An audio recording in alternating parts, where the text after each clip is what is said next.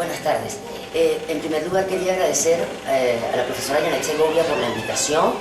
Es la segunda vez que participo en este evento y para mí ha sido verdaderamente enriquecedor. Pero también quería agradecer al cuerpo de protocolo, estos muchachos que nos han atendido también. De verdad les agradezco muchísimo las atenciones y las deferencias que han tenido con nosotros.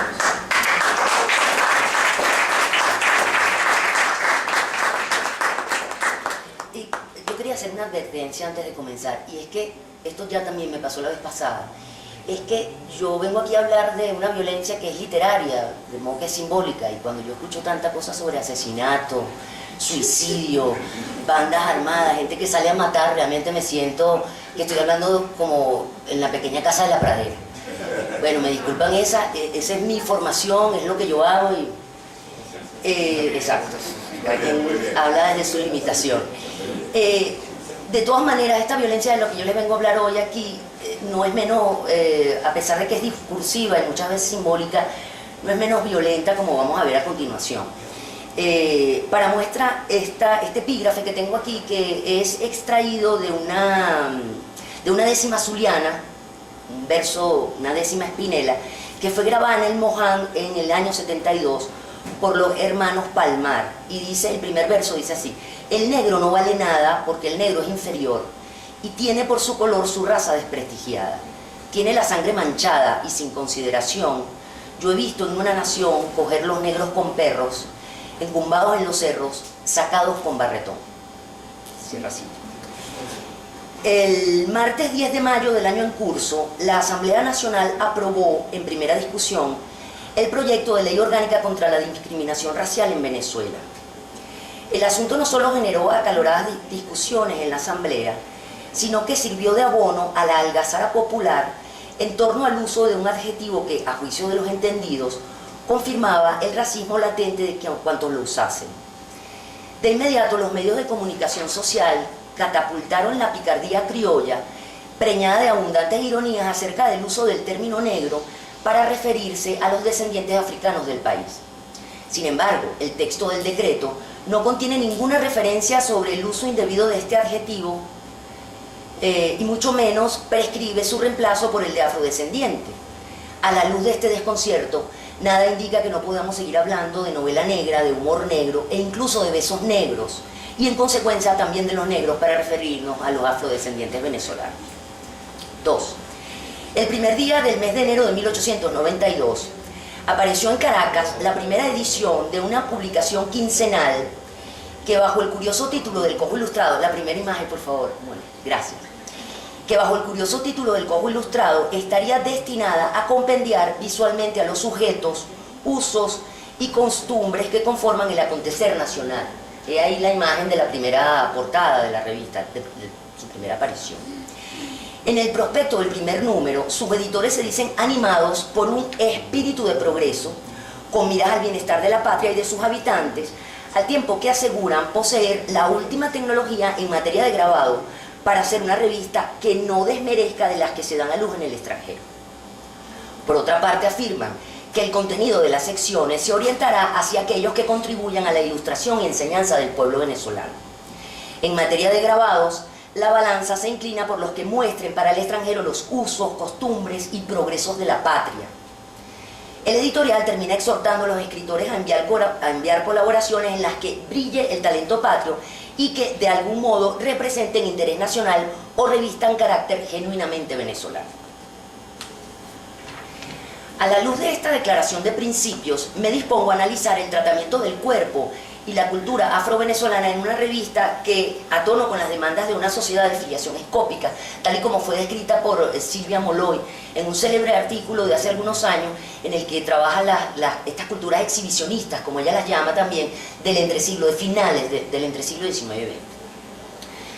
Decía que digamos, bajo las demandas de una sociedad de filiación escópica, nos ofrece el testimonio de las cruzadas más emblemáticas de su época.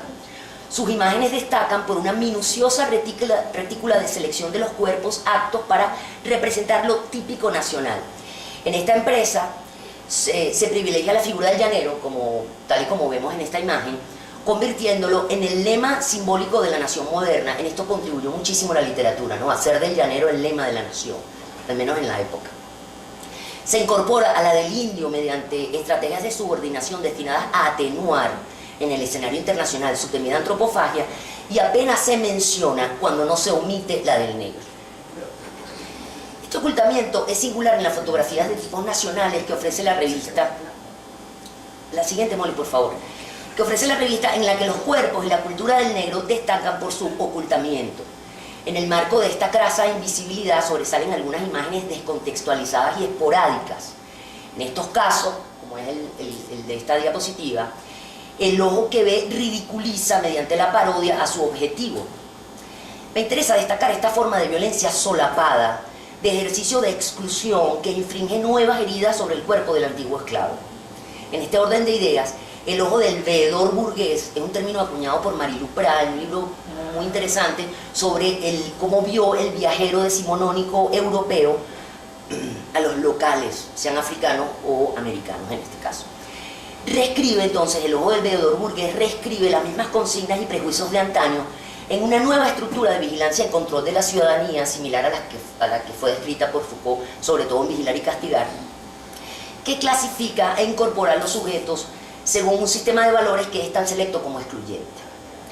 Mis observaciones corresponden a una selección de imágenes extraídas de los 8 primeros años de publicación de la revista, esto desde 1892 al 1900. En este periodo inicial no encontré referencia alguna a los usos y costumbres de los descendientes africanos en el país, contrario a lo que ocurre con las fotografías de tipos indígenas, de aparición sistemática durante los 21 años de la publicación y sobre todo en sus 2 primeros años. 3. En un libro revelador que aún espera traducción al castellano, David Le Breton analiza las cartografías y lenguajes del rostro como el signo más distintivo del individualismo moderno. Este libro se traduciría algo así como Rostros y es de 2003. Afirma Le Breton que a través de la mirada hacia el otro se toma en consideración su existencia. En este sentido, el cara a cara supone una mirada mutua. De allí que el no mirar también esté cargado de sentido. El sentido de la exclusión ciudadana para el caso que nos ocupa. La mirada supone un contacto, dice Le Breton. Ella toca simbólicamente al otro y este carácter táctil está lejos de pasar desapercibido en el imaginario social. Desde esta perspectiva me dispongo a analizar las siguientes fotografías, pues la estrategia preferida de exclusión empleada por las élites ilustradas del país en torno al cuerpo y a la cultura del negro consiste precisamente en no mirar, desdibujando su lugar y consistencia social en el cuerpo de la nación. Frente a este silencio involuntario, la siguiente, Molly, por favor. Sobresale un puñado de imágenes en las que la figura del negro destaca por su descontextualización cultural y por su carácter pintoresco. Esto va a ser recurrente, la idea de que son sujetos pintorescos. Y no les voy a ahorrar a ustedes el comentario acerca de la imagen de la negrita de pata en el suelo. Originalmente había puesto solamente un enunciado, pero voy a leerlo completo porque es de antología. Este simpático ejemplar, el tema de que son ejemplares antropológicos que sirven para un museo, el Museo de la Nación o el Museo de lo Nacional, es recurrente. Este simpático ejemplar de nuestra zona típica va desapareciendo entre nosotros. Y a propósito, ¿por qué no ha de ocurrírsele a cualquiera de nuestros literatos costumbristas escribir algunos artículos acerca de nuestros tipos caraqueños? Esta negrita nos recuerda, por ejemplo, a la que describió Núñez de Cáceres, encaramada en el mostrador de la pulpería, gritando con voz estridente: un huevo de aceite y vinagre y mi ñapa de queso. Teníamos aquí muchos tipos. José Antonio Calcaño nos ha referido escenas gustosísimas a este respecto y relatado episodios primorosos acerca de unas reuniones literarias que se llevaban a efecto casa de Heriberto García de Quevedo y Francisco Dameño, las que se realizaban en la fotografía de Salas de Tovar, y todo el mundo conoce ese circuito de la Plaza Bolívar en que dominaban como prototipos Mariana Montilla y Bernabé Díaz. ¿Por qué no complacernos escribiendo estos sabrosos recuerdos llenos de originalidad? Noten que son recuerdos, ya casi están a punto de extinguirse. Decía que, bueno, que estas imágenes destacan por su descontextualización cultural y por su carácter pintoresco. Como los tipos populares, esto es panaderos, lecheros, aguadores, carboneros, etcétera, que aparecen sistemáticamente en la revista, estas imágenes forman parte de las curiosidades del país. Son las típicas escenas amenas y pintorescas que la velocidad del progreso hará desaparecer. En consecuencia es necesario registrar cuanto antes. Este discurso, en el caso por ejemplo de la venta de carne en Las Guayas, me alucina, porque yo vivo muy cerca, digamos, soy de un lugar muy cerca, mis padres viven allí todavía y se vende carne todavía a diestra y siniestra sin de la misma manera que se vende allí, de modo que la idea esta de que cuando la modernidad acoge en su seno la noción de progreso, el tiempo pasa de una manera vertiginosa, todo va a pasar muy rápido, y esta idea se repite sistemáticamente en la revista. La operación supone una doble mascarada. Por un lado, el ojo del veedor local se mimetiza con los del viajero decimonónico, solo que en su caso la exclusión ya no es proferida de manera descarnada, sino por la vía del humor, de lo pintoresco o de la curiosidad. Por otro lado, su mirada ejerce en torno a la figura del negro una suerte de extranjería, convirtiéndolo en una imagen más del exotismo apta para el consumo local. Les voy a leer una cita de uno de nuestros más célebres viajeros, el señor Edward Eastwood. Él dice lo siguiente: su viaje se realizó en el año 65 del siglo XIX. Dice Eastwood: la doctrina de la perfecta igualdad se practica aquí tan ejemplarmente que en una de las principales casas de la ciudad donde me encontraba hospedado, el que me lustraba los zapatos entraba siempre en mi habitación con el sombrero puesto y un tabaco en la boca. Y otro sirviente, a quien había contratado para que ayudara a Juan en su trabajo, se marchó al día siguiente porque me negué a confiarle la custodia de mis llaves y de mi dinero, que era la única obligación, según me manifestó ingenuamente, para cuyo desempeño se sentía capacitado. En los bailes, apenas la música rompe a sonar en el salón, los criados se entregan a la danza en pasillos y antesalas. Y como estas fiestas se celebran casi siempre en el piso de abajo y por lo general en salas con ventanas hacia la calle, la gente del pueblo mete desenfrenadamente los brazos desnudos y sus torsos grasientos por entre los barrotes y se dedica a criticar a los danzantes, por cierto que con mucho donaire. En una ocasión vi que uno de esos harapientos espectadores casi rozaba con sus brazos descubiertos los de una señora elegantemente trajeada, mientras su dulcísimo aliento abanicaba los bucles de la dama. En otra oportunidad, durante una fiesta nocturna, hablaba yo con varias damas, cuando uno de estos negros sans culottes introdujo tan bruscamente su cabeza por la ventana para escuchar lo que charlábamos, que yo corté de pronto la conversación, lo que lo hizo exclamar: caramba con estos aristócratas que se niegan a hablar con quien no sea de su clase. En otra ocasión me senté a jugar ajedrez con la esposa de un presidente del Estado, y al punto media docena de sirvientas, cuyo color iba desde una parda penumbra hasta la noche más oscura, se colocaron en torno a la mesa para observar la partida. Fin de la cita. Pero el negro está ahí, a pesar de lo que digan los escritores o los representantes de las élites ilustradas en el Congo. En las calles y plazas de la nación, aunque sea el sujeto que no se nombra, como no sea para destacar su condición de orilla. La siguiente, por favor, Molly, disculpa. Y el veedor letrado parece decir, al pie de todas estas imágenes que lo captura: eres tan invisible o insignificante que ni siquiera te ignoro. Todas las imágenes de grupos populares que aparecen en la revista, en los 21 años de publicación de la misma, contienen imágenes como estas que les estoy mostrando aquí. Y la siguiente, por favor. Bien. Este ejercicio de obliteración se hace patente en aquellas imágenes de grupos en las que la figura del negro aparece entre los estudiantes de la universidad, por ejemplo, o como miembros de instituciones burguesas. En estos casos no son representantes de su cultura, sino miembros de sus respectivas corporaciones. Y aún así, la siguiente, por favor, Molly, resulta evidente su posición periférica en el plano general de la fotografía. Esta fotografía, como ven, es el curso de ingenieros de la Universidad Central de Venezuela.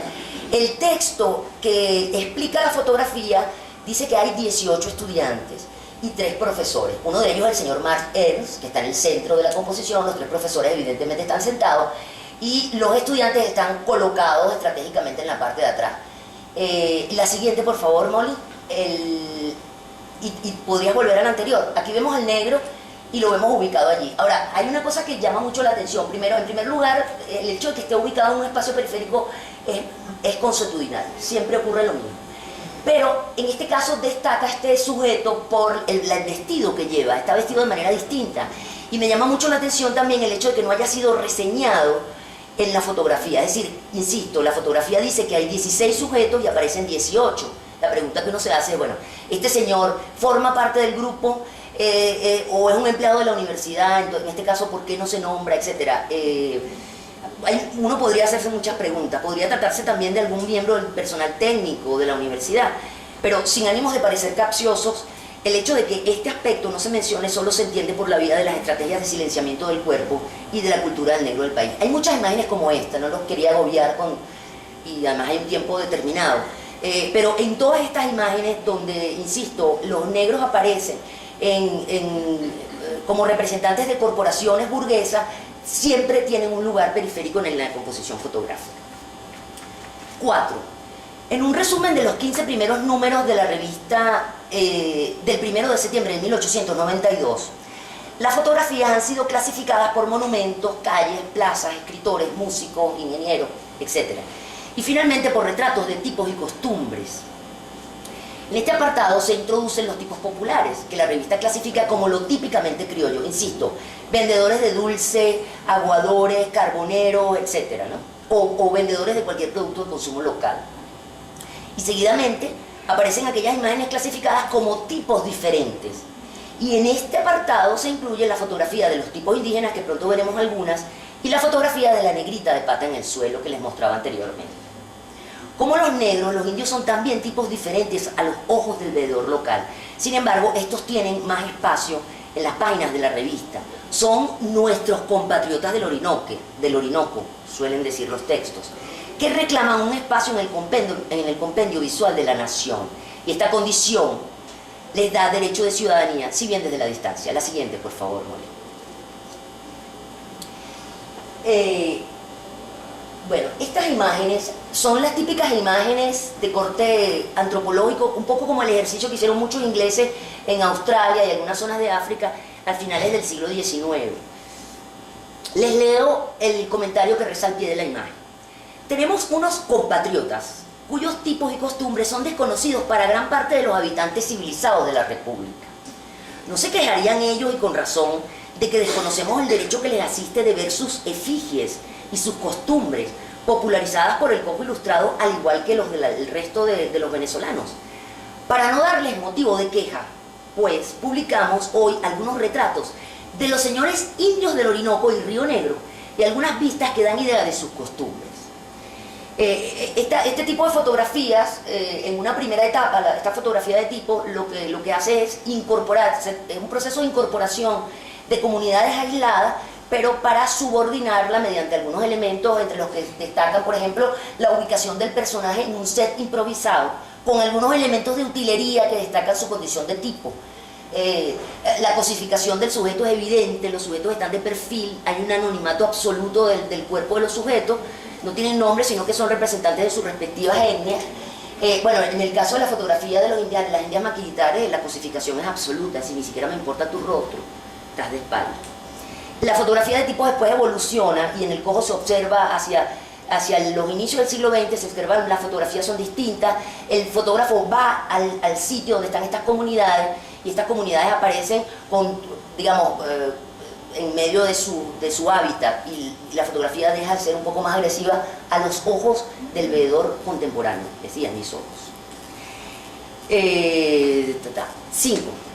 A la luz de estas estrategias de ocultamiento, resulta difícil acercarnos a los prejuicios que se articulan en torno a la figura y costumbres de los negros en las páginas de la revista, porque pareciera que son prejuicios y no otra cosa los responsables de esta evidente invisibilidad de una comunidad indefectiblemente ligada a la cultura nacional, como lo testimonia su presencia periférica en prácticamente todas las imágenes grupales de extracción popular que ofrece la revista. Como les decía, las imágenes son innumerables. Es una invitación también para que revisen el Cojo Ilustrado. ¿Cómo otear la textura y consistencia de estas tropelías? Tal vez recurriendo a los comentarios acerca de los negros extranjeros, donde el discurso ilustrado no escatima esfuerzos para cristalizar todo el andamiaje de exclusión pasiva que reafirma el tópico de su incapacidad intelectual, de su natural hedonismo y consabida resistencia ante la higienización y contención de sus deseos corporales. Antes de entrar en esta cita de un escritor local, quiero leerles otra apreciación de otro de nuestros viajeros decimonónicos. En este caso es Carl Apun, quien dice: al atravesar una calle lateral, oí desde una casita una música horrible y voces ruidosas. Penetré con interés por la puerta semiabierta, pero sin atreverme a entrar al salón a causa del calor que me salió al encuentro y el tremendo olor de los negros que había allí. En un rincón estaban sentados 3 negros, quienes con su canto, una pequeña guitarra y 2 maracas, se empeñaban en desarrollar el ruido más grande posible, lo cual lograban a la perfección. En apariencia causaban con todo esto un extraordinario trabajo, una reunión de ambos sexos, generalmente negros ligeramente vestidos, colmaba el salón y eran muy aficionados a bailar del modo más gracioso posible al son de la música. Las parejas no se movían alrededor, sino que lo hacían por lo general en el mismo lugar, con raros movimientos y brincos. Observé solo 2 de estas danzas, la babuca y el zapatero, aparentemente muy en boga. En esta reunión, más no las describiré en forma precisa porque, aunque fueron ejecutadas con mucha gracia, no pueden contarse entre las decentes. El 1 de abril de 1896, la revista publica en la sección Impresiones de viaje una crónica suscrita por Eloy González durante su estadía en la isla de Barbados. Al arribar al muelle de Bridgetown, lo primero que reseña González es la gritería y el olor de la turba de insulares. Aquella masa negra de la cual creéis que va a escaparse un vaho nauseabundo de alquitrán y ricino por lo mugriento de sus mandiles, por lo sudoroso de los desnudos pechos, por lo miserable de los andrajos. Seguidamente el cronista se pregunta cómo entre tanto miserable no se ven los mendigos, sin haberos fijado en que todos lo son. Y algunas líneas después agrega, la siguiente imagen por favor, Molly. Cómo en esta tierra feraz y generosa en dones haya una población tan desgraciada, hambrienta, desnuda y misérrima, sin atender a que de otra manera no acontecería si no fuese por las condiciones cerebrales de estos pobladores, retrasados en su evolución por el grillete de la conquista, simios rudimentarios, organismos incompletos, sobre los cuales tiene que obrar lenta y fortísimamente los grandes agentes etnográficos. Más adelante dice, el hijo antropomorfo de esta gente, a propósito de esta imagen, de esta gente negra, como una eterna reproducción de un grado preciso en la ascendente escala zoológica, semidesnudo, feísimo, asombradísimo, va formándose el futuro colono, carga mugrienta de esta tropa, etc. Más adelante dice, no saldrán de esta condición el hombre Anthropopithecus, cubierto con desechos de vestido de otro, y la mujer, una repugnante hembra, tolerada por la necesidad en las calles y en los arrabales. Ideas similares se articulan en torno a la fotografía del rey Benancín. La siguiente, por favor. Por ejemplo, se habla de una cosa que es recurrente, el asunto de la promiscuidad. Este señor, por ejemplo, aparentemente tiene 80 hijos en distintas mujeres, las cuales son sus esclavas. O la siguiente fotografía, a propósito, por favor, a propósito del emperador Faustino, que introduce la variante de la ignorancia, no sabe leer, o de la bufonería. Dice, no hay zarzuela que pueda compararse en bufonería con aquella corte en que los negros trataban de imitar los esplendores de la de Napoleón el Grande. Y la siguiente, esta es una foto, dice, perdón, las asociaciones tendenciosas son constantes, como les decía, en el comentario de esta foto, por ejemplo, él dice, coquetería de robusta criolla que pone sus cuidados en mimar al rollizo fruto de sus despreocupados amores. Cierra cita. Si la mirada del receptor contemporáneo no fuera pariente de aquella de sus ancestros, tendríamos material suficiente para atribuir la omisión de la que me he ocupado al hecho de que poco había que mostrar en las horas costeras del país, por donde el tren, el mayor emblema del progreso, ni siquiera asomaba sus rieles a mediano plazo. Pero sería el colmo de la ceguera frente a un encubierto y secular racismo agazapado en los intersticios del pensamiento local. Un racismo que nos ha hecho célebres, sobre todo cuando proclamamos la frase consensual según la cual en Venezuela estamos lejos de profesar. La polarización política en el país ha sacado a la luz más de una vez la ojeriza secular que cobró cuerpo en las páginas del COP y de la que nadie habla abiertamente. Como entonces seguimos dando muestras de que los trapos sucios se lavan en casa. Gracias.